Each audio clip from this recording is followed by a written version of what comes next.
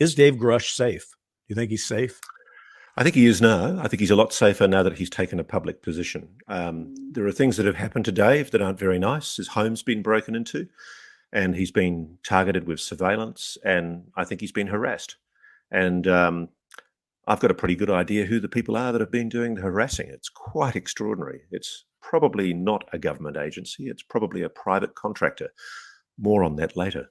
Wow. So, all right. Well, okay. I was just going to say, are you going to be looking into that? I guess the answer is yes. Here's another, are you going to be looking into it question? You raised in that special that the Vatican has known about this for a while.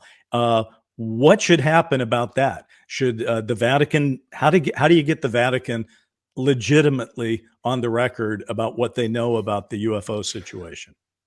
Well, one of the things that I think is the red flag with the Vatican is that a few years ago, the Vatican astronomer made a very public statement Yes. that we are all God's children, whatever we are. If we're another species, we're still God's children. And that the Christian faith, they emphasized, is not incompatible with the belief in aliens. And I think the Vatican's been aware of this issue since at least the Second World War, when the Magenta craft was recovered. And I think that the Vatican apparently, my good friend Diana Walsh-Pasulka, the theologian professor, has apparently gone to the Vatican Library in the past. And she's told me that there are enormous archives in the Vatican still to be released where they've been studying the phenomena through millennia.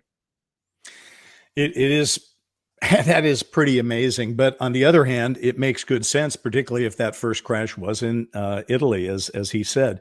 All right. Will there be interviews to follow with people who literally have first-person knowledge, the people who say, yes, I worked on this program, I touched that craft, I saw this body? Are we going to get that kind of thing coming anytime soon? Yes. Okay. Let's leave it at that, because and keep, well, you got, it's TV. You got to tease a little bit. Okay.